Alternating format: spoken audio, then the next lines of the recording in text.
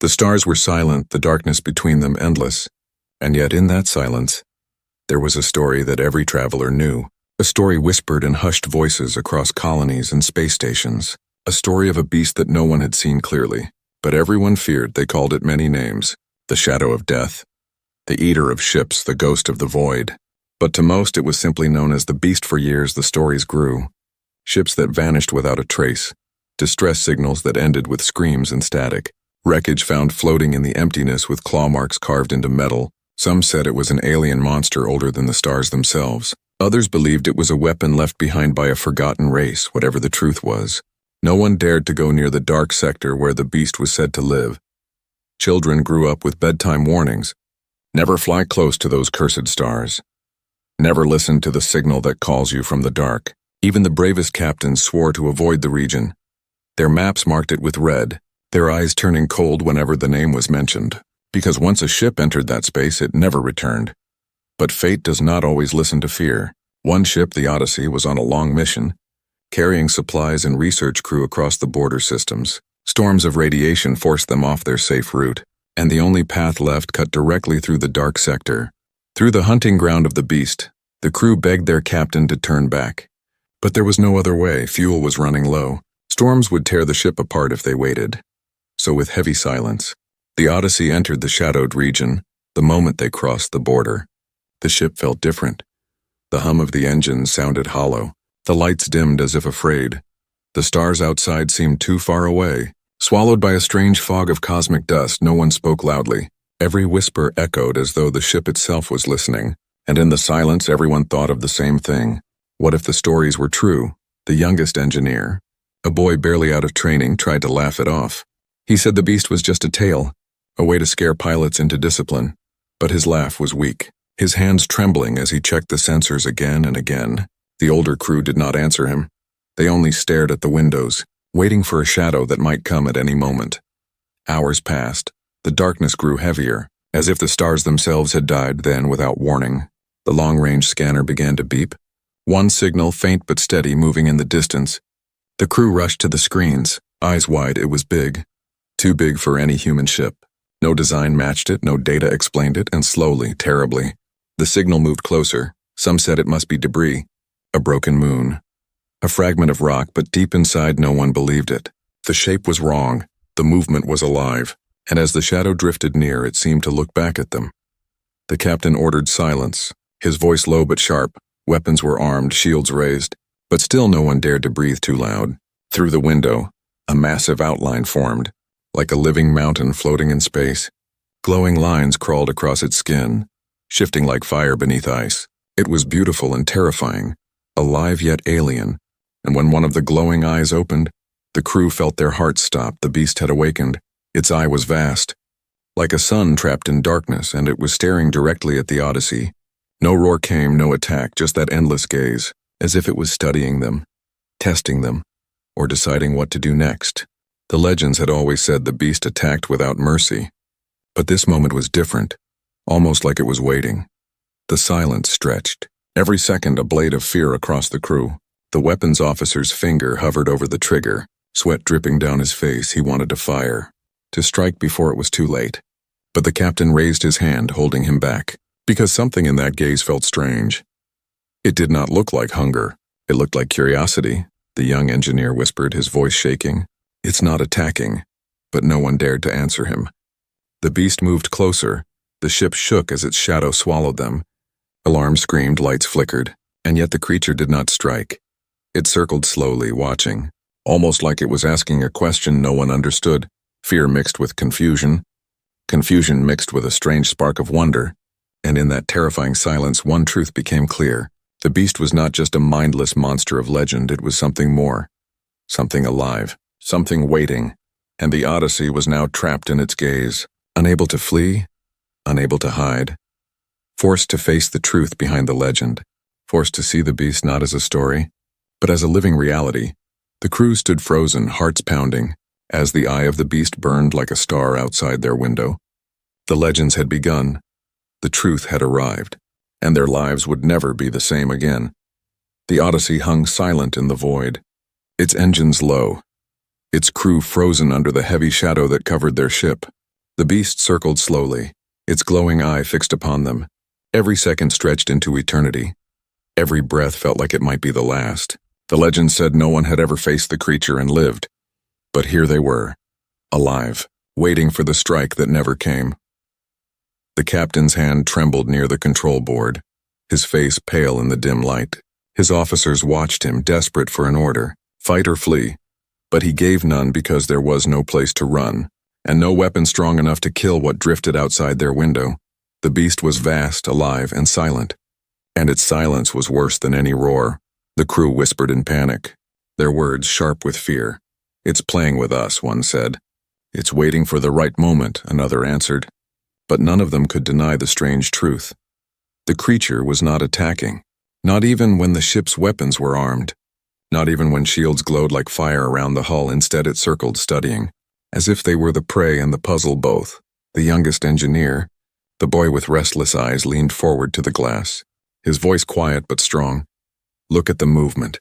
It's not random, it's repeating, almost like a pattern." No one wanted to believe him, yet they could not ignore it either. The beast tilted and turned, each motion mirroring the last, slow, steady, deliberate. And in those movements there was something that felt less like hunger and more like thought. The captain's patience strained. His lips pressed thin. "Prepare to fire," he ordered at last. The weapons officer locked on target, fingers shaking, screens filled with red warnings. The beast was in range, its glowing lines shining like rivers across a planet's skin. The crew braced for the command to strike. But then the creature moved again, not closer, not in attack, but with a roll so graceful it seemed almost playful. The engineer gasped, his hands tightening on the console. "It's copying us," he whispered, and before anyone could stop him, he tapped a control, flashing the ship's lights in a short sequence. 3 quick pulses, a pause, then 1 long. Everyone spun toward him in horror. "What have you done?" the officer hissed, but before anger could spread, the impossible happened. The beast answered. Its glowing lines flickered in the same rhythm, 3 short pulses of light, a pause, then 1 long, a perfect mirror. The crew froze in shock. The bridge filled with silence deeper than space itself, and in that silence the engineer's voice trembled. "It understands no," the captain barked, his voice breaking with fear and anger. "It's mocking us, playing with us. Don't trust it." Yet even as he spoke, his eyes betrayed doubt. Because nothing in the stories had ever said the beast could mimic. Nothing had said it could respond, the ship's medic. A woman with calm but wary eyes leaned forward. "If it can mimic, it can learn. If it can learn, it may be more than we thought." Her words were heavy, dangerous, because to believe them meant the beast was not a mindless terror but something closer to them. Something intelligent. The beast moved again, slower this time, drawing nearer, its massive body sliding through the void like a silent tide. The crew panicked. Alarms screamed, but it did not strike. It only tilted its head. If something so huge could have a head and pressed its glowing eye closer to their small, fragile ship, 1 breath away from crushing them, 1 thought away from ending them. The engineer, his face pale but determined, whispered again, "It's waiting for us to answer." He tapped the lights again. A different rhythm now, short, long, his fingers shaking, his heart thundering. The crew shouted at him to stop, to shut down, to prepare for death. But before fear could swallow hope, the beast flickered its lights again, copying perfectly, its eye glowing brighter, almost eager. The crew felt the weight of centuries of legend collapse in that moment. The ghost of the void, the eater of ships, was answering like a child repeating a lesson. No claws tearing into hulls, no roars shaking the stars. Only light for light, pattern for pattern, a bridge made from fear and courage both. Still, not all believed, the weapons officer cursed, his hand pressing closer to the trigger. "It's a trick, it's bait. It will kill us once we lower our guard." His voice cracked with rage and terror, but the captain did not order him to fire, not yet, because deep in his chest even he could feel the strangeness. The creature had them at its mercy, and yet it did not strike, it only waited. The engineer turned back to his captain, his voice soft but desperate. "Please give me a chance, just 1 chance. If it wanted us dead, we would already be gone." The bridge fell silent again, the crew caught between fear of death and a fragile spark of hope. Outside, the beast floated like a mountain of living light, its vast eyes still burning, patient, endless, waiting. The captain closed his eyes, his hand trembling. his mind torn between orders and instinct, between survival and discovery, between the past of legends and the future of truth. At last he opened them again, staring out at the creature, his voice low but clear. One chance, only one. And with that order, the human ship began its first conversation with the beast. Not through words, not through sound, but through simple flashes of light across the dark, a language older than stars, a language of courage. And in that moment the beast did not seem like death. It seemed like possibility, but possibility was dangerous, because hope could lead to survival, or it could lead them straight into a trap. And as the creature's eye glowed brighter, the crew of the Odyssey realized their first encounter was only the beginning of something far greater than fear. Something that could change the fate of both species forever. The bridge of the Odyssey was still wrapped in silence, every crew member holding their breath as the beast's eye glowed against the windows. The strange light patterns continued, echoing the signals the engineer had sent. 3 short, 1 long. Then back again the creature waited, patient and still, as if it had all the time in the universe. As if nothing else mattered but this strange, fragile exchange. The captain stood rigid, his jaw locked, his mind torn between orders and instinct. The weapons officer still kept his finger near the trigger, sweat dripping down his brow, his eyes filled with fear and fury. But the engineer, the youngest among them, leaned forward once again, his hands shaking but steady enough to press the controls. He tapped another sequence, short, short, long. Pause, long, short, long. His heart beating louder than the alarms. Everyone expected the beast to strike now, to show its true hunger, to crush the ship into fragments. But instead its glowing lines flickered back in perfect reply. The same pattern mirrored exactly. The bridge filled with gasps, disbelief and terror mixing into a single moment. It was impossible, it was terrifying, but it was also undeniable. The beast was answering, the crew argued in whispers, voices sharp with panic. It's a trick. It has to be, one officer hissed. No beast can think like that, another muttered, but the medic shook her head, her eyes wide with wonder. This isn't instinct. This is thought, something alive, something aware, and it wants us to know it. Her words cracked the wall of fear, not enough to calm the crew, but enough to make them hesitate, enough to make them listen. The captain turned sharply to the young engineer, his voice low but dangerous. What do you think you're doing? The boy met his captain's glare with trembling resolve. Sir, we've all heard the stories, but what if they were wrong? What if no one ever tried to talk? What if they only fired and ran? What if fear built the legend, not truth? The weapons officer spat in anger. You're risking all of us on a fairy tale. But the engineer shook his head, his voice growing steadier. No, sir, I'm risking it on something I saw with my own eyes. It could have killed us the moment we entered its space, but it didn't. It circled. It waited. And when I flashed the lights, it answered, not once, not twice. But every time, his voice cracked, filled with raw belief. That means it understands. The bridge fell quiet again. The sound of the ship's engines humming low like a heartbeat. Outside, the beast's massive body glowed faintly, drifting like a living mountain of shadow and fire, its eye fixed upon them, still waiting, still silent. The crew could feel its presence pressing on their minds, heavy, suffocating, but strangely not hostile. It was like standing before a storm that chose not to break. Finally, the captain let out a slow breath, his voice softer, almost uncertain. And what do you propose we do? Boy, sing songs to it, tell it stories. Hope it claps along. His tone was cold, but underneath, a hint of doubt, a crack in his fear. The engineer nodded quickly. No, sir, but we can build a language. A simple one, signals, numbers, sequences, we can try. Even if it's small, even if it's nothing. We can try. The captain said nothing. His silence heavier than his words, but his lack of command was enough. The engineer's fingers moved again, sending out a new sequence of lights. 1 short, 1 long, 1 short, then 2 long. His hands trembled, the entire bridge stared, waiting, hoping, fearing outside. The beast flickered short, 2 long. A perfect answer, it was undeniable now.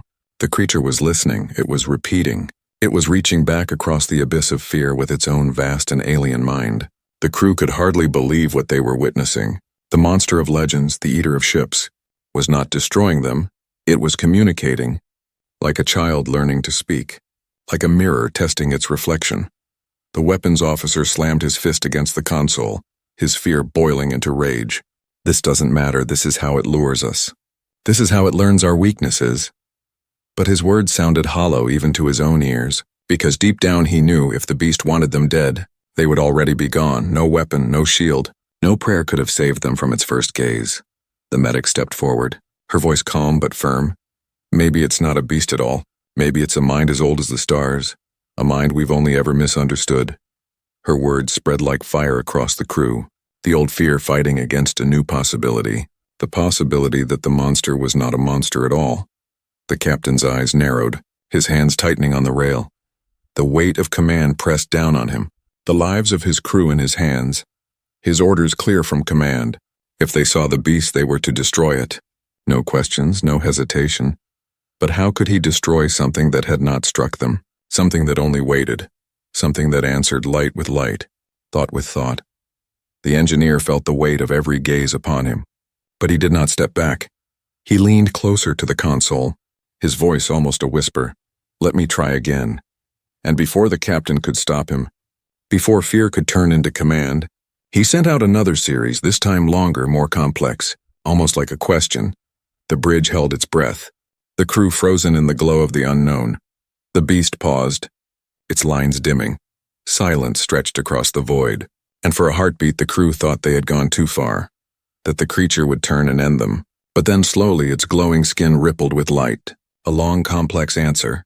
Not just a mirror this time, not just a reflection, but something new, something different, something alive. The engineer's eyes widened, his breath caught. It's not only copying, it's responding. His voice broke with awe and terror. The bridge erupted with noise, officers shouting, the captain raising his voice, but none of it mattered, because outside the beast was no longer just a legend, no longer just a shadow in the dark. It was a voice, strange and alien, but a voice nonetheless. And in that moment, one human reached out across the silence of the stars, and the beast reached back, their first fragile bond forged not with weapons, not with war, but with light in the darkness, and nothing in the galaxy would ever be the same again. The beast's light rippled through the dark, its signals no longer perfect copies, no longer only reflections of the ship's patterns. This time there was a difference, a rhythm the crew had not sent, a reply that was its own. The bridge of the Odyssey went still, the hum of the engines the only sound, every human eye fixed on the glow outside, and for the first time in living memory, the beast had spoken. The young engineer's hands trembled over the console, his face pale yet burning with a strange fire. "Do you see it?" he whispered, his voice carrying more strength than his small frame. "It's not just repeating anymore, it's answering. It's building something with us." The crew shifted uneasily, their hearts torn between awe and fear, because every legend told them this was impossible, yet their own eyes betrayed the truth. The captain's face was stone, his jaw clenched, his orders heavy in his mind. Destroy the creature on sight. That was the command drilled into him. That was the oath he swore. But standing before this silent giant, seeing it answer light with light, thought with thought, he felt his certainty cracking, like ice breaking under weight still. His voice was sharp when he spoke. "We cannot trust it, boy. Legends are built on blood, not on lies." The weapons officer gripped the trigger controls tighter, his anger fed by fear. "Sir, we waste time. One blast and this nightmare ends. We cannot gamble lives on a monster's game." His words were fire, loud and fierce, but beneath them was the trembling of a man too afraid to admit his own terror. The engineer turned toward him, his eyes steady despite his shaking hands. "If it wanted us dead, we wouldn't be here, can't you see? It's giving us a choice." The medic stepped closer to the captain, her voice calm yet urgent. "Sir, if this is real, if this is intelligence, then to kill it now would be a crime against everything humanity stands for. We swore to explore, to learn, not just to destroy what we don't understand." Her words weighed heavily, each one pressing against the captain's doubts, but the weapons officer spat back. "And if you're wrong, if this is only a trick, then we all die for nothing." The beast moved again, its vast body sliding past the windows like a shadow of a world, its glowing eye sweeping over the Odyssey like a searchlight. The crew flinched as the hull groaned under the gravity of its presence, yet still no strike came. Still no claws tore into steel, only the gentle flicker of lights, a strange alien patience, as if the creature itself knew the humans were arguing, as if it waited for their answer. The engineer tapped another sequence. Longer this time, carefully chosen, he sent numbers 1, 2, 3, 4. A pause, then repeated. The crew watched with bated breath. The lights rippled across the beast's body, 1, 2, 3, 4, then astonishingly, 5, 6, 7. The reply was not only correct, it was more, it was teaching, it was completing what he had started. The medic gasped, covering her mouth. It knows numbers. It understands progression. Her voice cracked with awe. The bridge shook with whispers, fear clashing with wonder. The weapons officer cursed, slamming his fist against the console. Stop this madness, it's not teaching us. It's playing with us, it's a predator fattening prey with tricks. But his anger no longer carried the same weight, because the evidence glowed outside, undeniable and alive. The captain pressed his hands against the railing, his knuckles white, his voice low.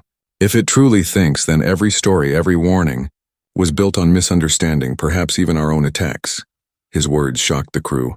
Their captain, the man of discipline and steel, was wavering, his voice no longer iron, but cracked with doubt. The engineer seized the moment. Sir, give me time, give us time, let me try. Let us see how far this can go. The beast tilted its massive form. Drifting closer, the ship rattled as its shadow swallowed them whole. Lights flickered inside the bridge. Alarms wailed, but still the creature did not strike. Its eye burned brighter, like a star pulsing with thought. The engineer raised his hand slowly, almost like a child reaching toward fire, his fingers hovering over the console. Then with a trembling breath, he sent another signal, a simple question in light. Short, long, repeated twice for a moment, nothing. The crew's hearts thundered in their chests. The weapons officer whispered a curse, ready to fire. But then the beast's skin lit with a rhythm none of them had seen before. A flowing sequence, longer, deeper. Not a copy, not a number, something else entirely. Something that felt less like answer and more like voice. It was not only mimicking now, it was speaking. The bridge fell into stunned silence. The medic's eyes filled with tears. The engineer's lips trembled with awe. The captain's heart twisted with a storm of duty and discovery. The weapons officer's hands shook as rage collapsed into fear. For the first time since entering the dark sector, the crew realized the beast was not their enemy, at least not yet. The beast was more. It was alive in ways they had never dared to imagine. But breaking fear is not the same as ending it. Some of the crew leaned forward with hope. Others with suspicion. Their trust fragile, their doubt strong. The captain felt the weight of every life pressing on him. One command could save them or doom them. Yet he said nothing. Because he too was caught between the past and the future. Between war and peace, between legend and truth, and outside, the beast waited, patient, eternal, its glowing eye fixed on the small, fragile humans inside their metal shell. It had spoken. It had reached. And now it was their turn to decide. Would they break the chains of fear? Or would they rebuild them stronger than ever? The answer would decide not only their fate, but perhaps the fate of two species under the same stars. The beast hovered in the endless dark, its glowing eye fixed on the small ship, its skin alive with strange light.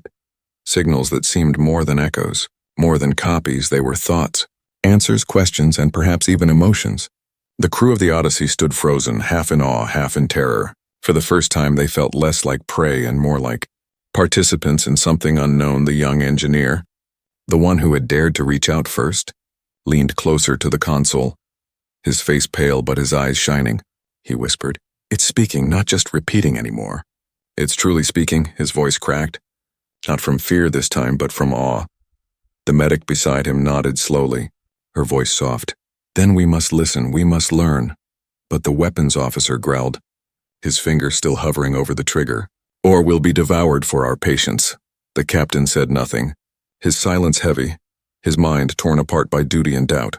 He had sworn to follow orders to destroy the beast on sight, but every breath inside the bridge told him those orders were built on fear, not on truth. His crew looked at him, some begging with their eyes to strike, others pleading for restraint, and in the middle stood the engineer, trembling but unbroken, the one who refused to see only a monster. The beast drifted closer, its shadow swallowing the ship whole. Alarm screamed as pressure waves shook the hull. The crew braced for impact, but the strike never came. Instead, the giant body tilted gently, a movement almost careful, almost protective, and then with a slow sweep it extended a limb, or something like a limb, long and dark, stretching out toward the fragile human vessel. Panic erupted. Voices shouted, "It's attacking!" The weapons officer yelled, "Fire now before it crushes us." But the captain's hand shot up, holding the order back, his eyes narrowed, his voice sharp. "Wait!" The crew gasped in disbelief, but the captain stood firm, because deep in his chest he felt something strange. The movement outside did not carry violence, it carried intent, and intent was different from attack. The limb stopped just short of the hull, glowing faintly with shifting lines of light. The engineer stared at it, his heart pounding. "It's offering," he whispered.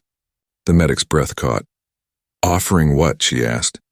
But the engineer only shook his head, because he did not know. He only knew it did not feel like death.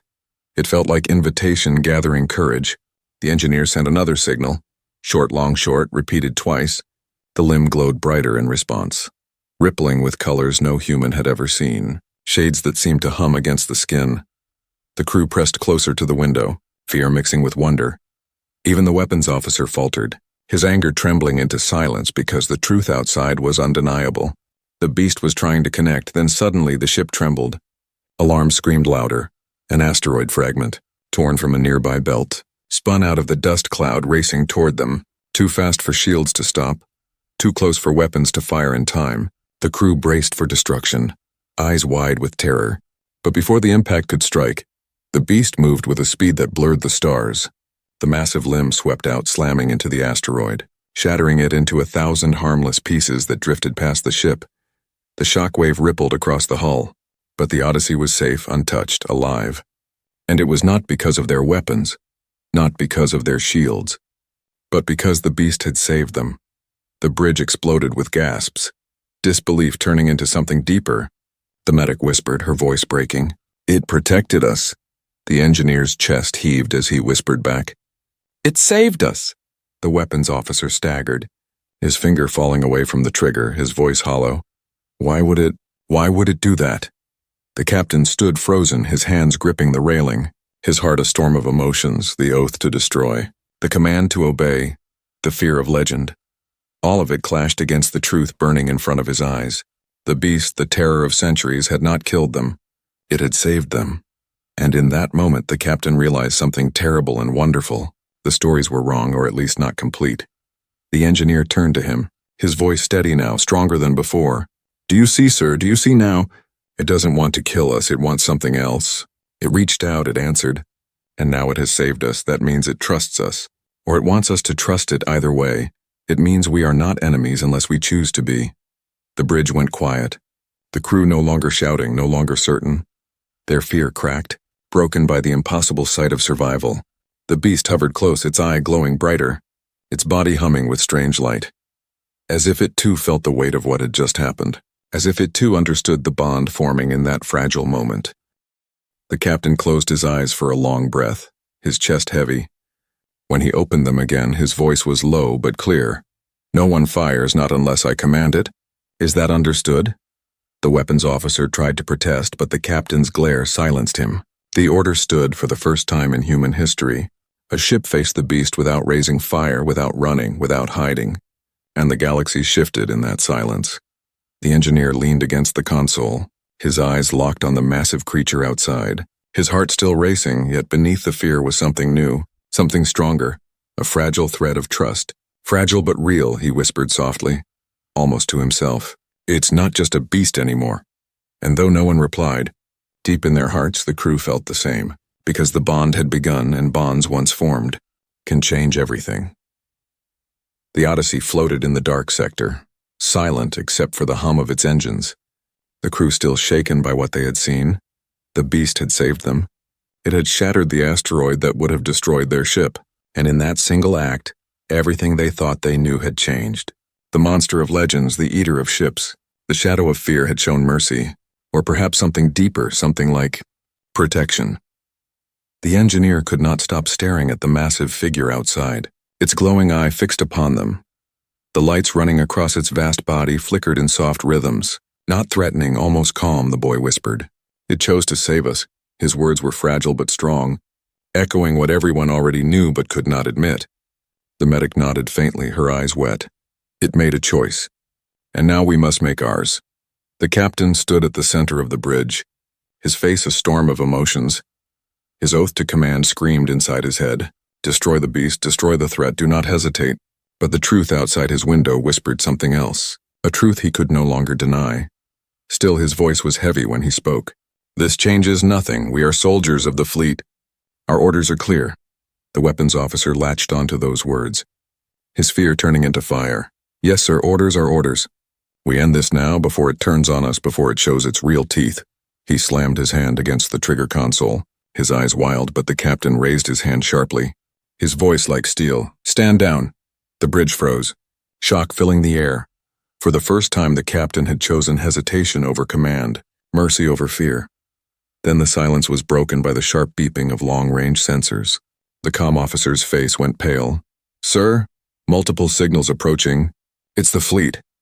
The bridge filled with dread. The military had arrived, warships cutting through the dust clouds like blades of fire. And with them came the weight of command, the weight of orders that could no longer be ignored. The engineer's heart sank. He whispered, They don't know. They'll fire without seeing. The medic gripped the rail, her voice tight. We have to warn them. But the captain's face darkened.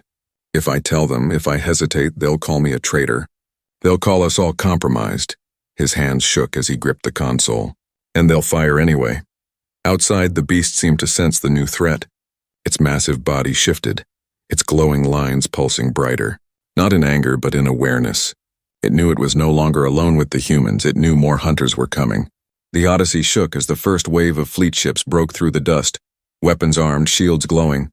Voices crackled over comms, cold and sharp. Identify target and prepare for coordinated strike. The crew turned to their captain, their eyes filled with fear and pleading.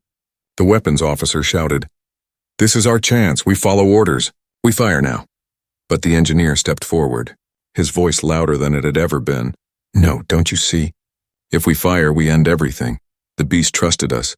It saved us if we betray that now. We prove the legends true. We prove we are the monsters. Not it. The medic's voice joined his, calm but steady. Sir, you saw what it did. You saw it protect us. If we destroy it now, we destroy not only a creature, but the first chance humanity has ever had to meet something greater than ourselves. Her words carried the weight of truth, pressing against the captain's heart, breaking the walls of duty he had carried all his life. The comms crackled again, sharper this time. Captain, report is the target in sight. The captain's lips trembled. His crew stared at him, waiting for the command that would decide their fate. Outside, the beast floated still, silent, waiting, its glowing eye fixed upon the fragile humans inside their fragile ship, as if it too knew that this moment would decide everything. The weapons officer's hand hovered over the trigger, sweat dripping from his brow, his voice fierce. Say the word, Captain. And I'll end it. The engineer stood in front of him, blocking the console with his small frame, his voice breaking but unyielding. If you fire, you'll have to go through me, the officer snarled. You're a fool. But the boy did not move, his fear swallowed by something stronger, by belief. The bridge shook as the fleet's weapons powered up. Red lights flashing across the panels, the captain's heart thundered. Torn between loyalty and conscience, between orders and truth, he closed his eyes. The weight of every story, every death, every legend pressing down on him, but also the weight of what he had seen, what he could not deny. The beast had saved them. The beast had spoken. The beast had chosen restraint, and now it was his turn. Finally, his voice cut through the chaos, low but clear. Stand down. The words dropped like stones. The weapons officer froze, the comms hissed, the crew gasped. The engineer's eyes widened with relief. The captain repeated louder. Stand down, no one fires. Not until I say. His hands shook, his chest heavy, but his choice was made. He would not destroy what had spared them. He would not follow blind orders into blind slaughter. The comm officer's face drained of color. Sir, the fleet is locking weapons. First strike in 20 seconds. Panic rippled across the bridge. The engineer turned toward the beast outside, his voice desperate. Please do something. Show them. Show them you're not their enemy. The beast's lights flared, its massive form shifting. The crew held their breath. The captain's knuckles turned white. The fleet's weapons roared to life, glowing brighter, ready to unleash fire. And in that razor-thin moment between survival and destruction, the Odyssey hung suspended between two choices, the choice of the beast and the choice of humanity. The fleet hovered on the edge of the dark sector, their weapons charged, their ships gleaming with firelight. The comm channels echoed with sharp orders. Target confirmed. Prepare to strike. Inside the Odyssey, the crew stood frozen, their hearts pounding. They were caught between two worlds, the world of duty that demanded destruction, and the world of discovery that whispered of something greater. And outside, the beast waited, silent, vast, its glowing eye fixed upon them. The engineer pressed his trembling hands against the console, his voice breaking. "Please, we can't let them fire. We can't let this end here," the medic's voice followed, softer but steady. "Sir, this is not only our choice, it's humanity's choice. If we kill it, we close a door that may never open again." The weapons officer snarled, his voice hard with fear. "If we don't kill it, we die, and so does everyone else who crosses its path." His finger hovered near the trigger, ready, desperate, waiting for the order. The captain's chest felt heavy, the weight of 1,000 lives pressing on him. The fleet expected him to confirm, to guide their fire, to finish the monster once and for all, but his eyes kept returning to the moment burned in his memory. The beast sweeping aside the asteroid, sparing their fragile ship, protecting instead of destroying. That was no accident, no trick, that was choice. And now it was his turn to make one. The comms crackled sharply. "First volley in 10 seconds. The bridge filled with alarm sirens. Red lights pulsed. The crew braced for the blast, and then, just as despair began to grip them, the beast moved. Its lights flared brighter than ever before, glowing like rivers of fire across its massive body, colors no human eye had ever seen poured through the void. Its vast form stretched out between the fleet and the Odyssey, placing itself like a shield, its glowing eye blazing as if it dared the humans to strike, not at prey, but at a being standing in defense. The fleet hesitated for a fraction of a second, but hesitation was not enough. The weapons charged. The order was about to fall, and in that final heartbeat the engineer acted. He ran to the comms, his voice raw with desperation. "Stop, listen, don't fire. It's not our enemy." The officers tried to drag him back, but his words cut through the channel. "It saved us, it spoke to us, it understands. It trusts us." His voice shook with tears. "If you fire, you'll destroy the first intelligent life we've ever met. You'll destroy our only chance to prove we're more than killers in the dark." The channel went silent. Only static remained, but the fleet's weapons kept glowing. Their fire ready to fall, the captain stepped forward, his voice joining the boys, strong now, unyielding. "This is Captain Rains of the Odyssey. We are alive because of that creature. It is not the monster we were told. It is something more. If you fire on it, you fire on truth itself, and you fire on me as well." His words shook the bridge, but he did not falter. His choice was made. The countdown ended. The first missile launched, streaking like a burning spear through the void. The crew screamed, the engineer's heart broke. But then the impossible happened. The beast shifted, its massive body moving with terrifying speed. It did not strike the humans, it did not flee. Instead it swept its vast limb forward, catching the missile before it could reach the Odyssey. The explosion lit the void in fire. The shockwave rippled across the hull, but the ship was safe. The beast had shielded them again. The fleet gasped in disbelief, their sensors filled with impossible data. The monster of legend, the eater of ships, was not destroying. It was protecting. The silence that followed was heavier than any order. It stretched across the comms, across the ships, across the hearts of everyone who watched, and in that silence, doubt grew. Doubt that perhaps they were the ones who had been wrong all along. The engineer sent one last desperate signal of light. Short, long, repeated again and again, his tears falling as he whispered, "Please show them. Show them you mean no harm." And for the first time, the beast answered not with numbers, not with copies, but with something new. A sequence of lights and sounds that resonated through the void, deep and powerful, like a voice carried on starlight. Strange, but filled with meaning, filled with intent. The medic gasped, covering her mouth. "It's speaking. Truly speaking." The captain's throat tightened, his voice low. "It wants us to hear, not only see." The weapons officer lowered his hand, his rage broken, his fear crumbling into awe. Outside the beast pulsed again, louder, clearer, as if it was saying, "I am not your enemy, I am not your prey, I am here." The fleet did not fire again, their weapons dimmed slowly, their silence an admission of hesitation, perhaps even respect, and in that fragile moment the universe shifted. One boy's courage, one captain's choice. One creature's restraint had rewritten the story of a legend. The engineer collapsed into his chair, his body trembling but his eyes burning with belief. He whispered softly.